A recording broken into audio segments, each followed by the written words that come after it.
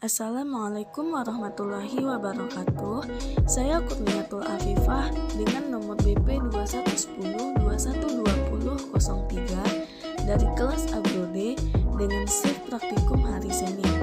Kali ini saya akan menjelaskan tentang proses terjadinya plasmolisis dan deplasmolisis, dan juga saya akan menjelaskan mengenai pergerakan sel. Yang pertama adalah plasmolisis. Plasmolisis ini terjadi ketika sel-sel tumbuhan mulai kehilangan air internal. Air mengalir keluar dari sel dalam suatu proses yang dikenal sebagai osmosis. Selama plasmolisis, tumbuhan tidak akan mendapatkan cukup air. Sitoplasma dan membran plasma mengerut dan menarik diri dari dinding sel. Ini menyebabkan seluruh tumbuhan menjadi layu. Plasmolisis berlangsung dalam 3 tahap. Yang pertama adalah plasmolisis baru jadi. Pada tahap ini, air mulai mengalir keluar dari sel. Pada awalnya, sel menyusut dalam volume dan dinding sel menjadi terdeteksi. Kemudian yang kedua, plasmolisis jelas. Pada tahap ini, dinding sel telah mencapai batas kontraksi dan sitoplasma terlepas dari dinding sel mencapai bentuk bulat. Kemudian plasmolisis akhir. Pada tahap ini, sitoplasma akan sepenuhnya bebas dari dinding sel dan tetap berada di tengah sel.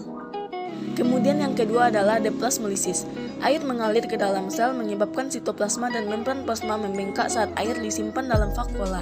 Sitoplasma mendorong dinding sel membuat sel penuh. Sel tidak pecah karena kekuatan dari dinding sel. Tekanan yang diberikan oleh dinding sel disebut dengan tekanan turgor, dan itu adalah salah satu faktor yang membuat tumbuhan berdiri tegak. Ketika sel plasma ditempatkan dalam larutan hipotonik atau larutan di mana konsentrasi zat tersebut lebih sedikit daripada getah sel, air bergerak ke dalam sel karena konsentrasi air yang lebih tinggi di luar sel. Kemudian sel membengkak dan menjadi bombastis.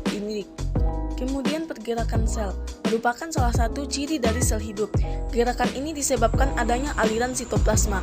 Tujuan dari gerakan ini adalah untuk mengirim nutrisi dan informasi genetik. Selain itu, yang bertanggung jawab dalam gerakan ini adalah mikrobodi.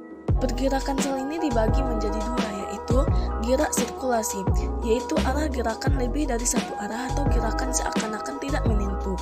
Gerakan ini dapat dilihat pada sel yang memiliki vakuola yang kecil, contoh pada filamen tangkai anter atau ray discolor. Kemudian gerak rotasi atau siklosis, yaitu gerakan sitoplasma melingkar secara tetap. Gerakan ini terjadi pada sel-sel yang memiliki vakuola besar. Ketika berlangsung, kadang-kadang nukleus dan plastida dapat terpengaruh sehingga mengikuti gerakan tersebut. Contohnya kloroplas pada daun Hydrilla verticulata. Sekian penjelasan dari saya. Terima kasih. Wassalamualaikum warahmatullahi wabarakatuh.